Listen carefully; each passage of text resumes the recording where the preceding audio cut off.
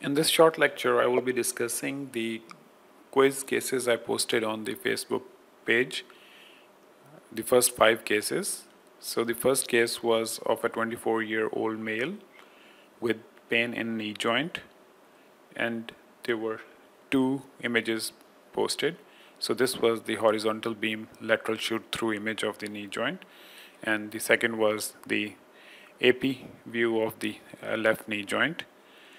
There are multiple findings in this image.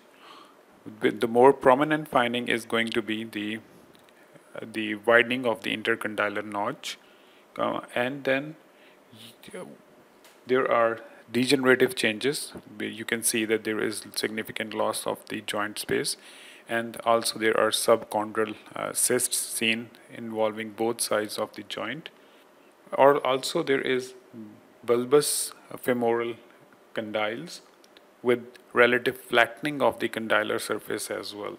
So this was basically a case of hemophilic arthropathy. What happens in this is that due to the recurrent bleeds, so the synovium starts to proliferate, and then there is synovial hyperplasia, which leads to chronic inflammation and fibrosis and deposition of hemosiderin into the synovium.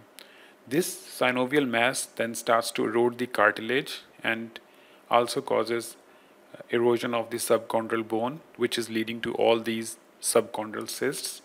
And the most commonly involved joint is the knee joint, and MRI is more preferable modality because it can detect a disease early on, and the signals are because of diffuse hemosiderin deposition, so these are going to be low on all sequences as they are in the PVNS or polyvenous nodular synovitis. So second case was of a 68-year-old female with left foot pain, and 3 views were available. This was the first view, this was the second, and this was the third. So in this case, there was pain when specifically asked in the region of the second metatarsal, and if I enlarge this image, you can just see that there is a sort of a lucent line running in the mid shaft of this second metatarsal.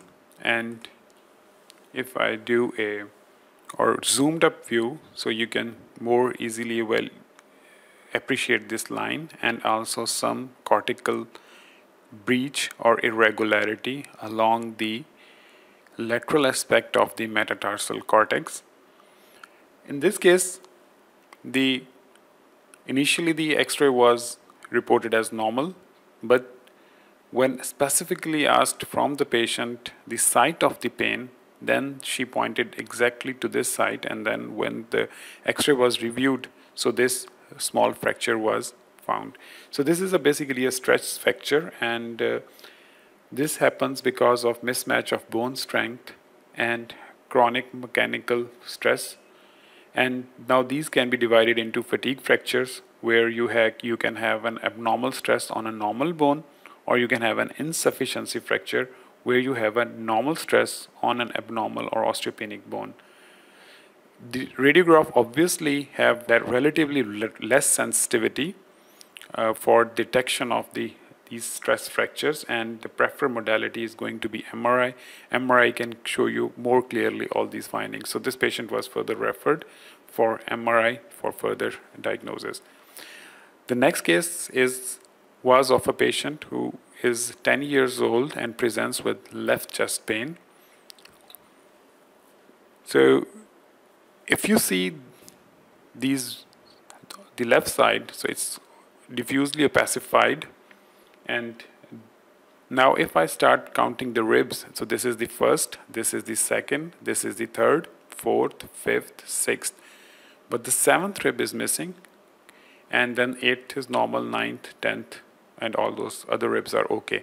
So this indicates that there is going to be more likely a malignant lesion, probably arising from the left 7th rib and extending into the thoracic cavity, which was ultimately diagnosed as a case of Ewingsarcoma.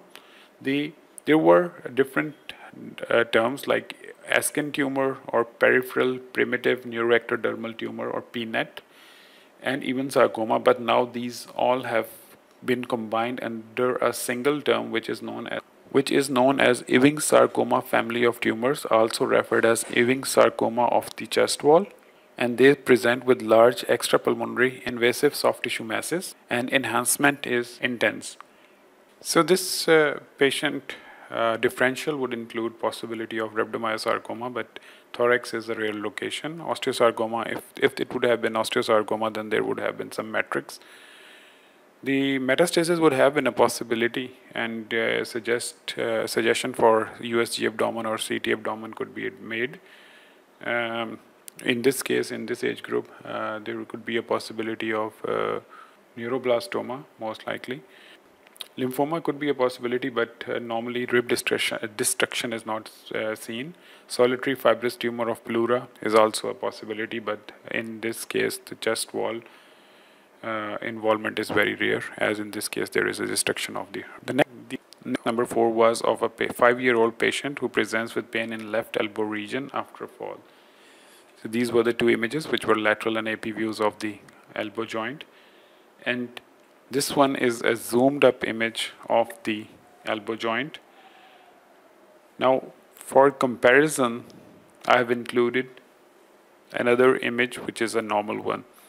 Now if you just focus on this region, and so this is the medial epicondyle region, and this is the ossification center for the medial epicondyle.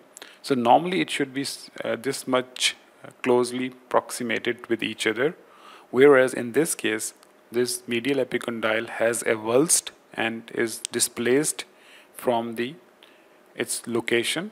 And second thing, what you can see is there is significant soft tissue swelling, which is more evident on this AP image view. And another finding was that there is a metaphyseal small possible linear fracture in this region as well.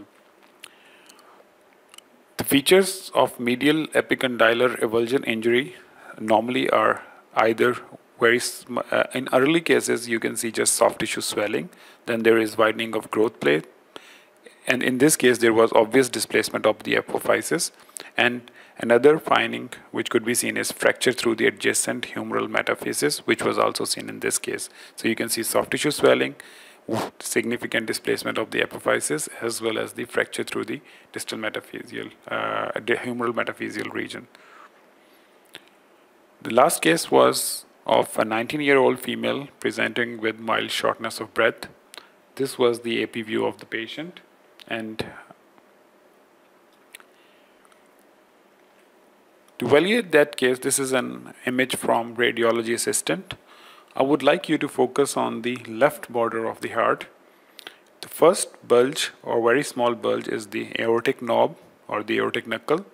Just next to it is going to be the pulmonary trunk or the main pulmonary artery, and after that a straight line is going to be of the left atrial appendage. So now if I show you the previous image, you can see that aortic knob is okay. So you will see that aortic knob is normal, but the site of the pulmonary trunk is significantly enlarged in this case, and then the atrial appendage area is relatively spared in this region. So now this finding, which is of the enlargement of pulmonary trunk, can be seen in a patient who has pulmonic valve stenosis, which normally leads to a jet formation through that valve, which hits the pulmonary artery and causes its dilatation. So it sort of forms post-stenotic dilatation due to the pulmonic valve stenosis by itself. So this patient was ultimately diagnosed as a case of pulmonary valve stenosis leading to post-stenotic dilatation, and in this case also the blood preferentially enters the left main pulmonary artery as well, due to the direction, as it's more straight with the direction of the jet which is being produced by the pulmonic valve stenosis. So these were a review of all the 5 cases which I posted on my Facebook page, and I hope you enjoyed these cases, and I will be posting more in near future hopefully. Thanks for your listening.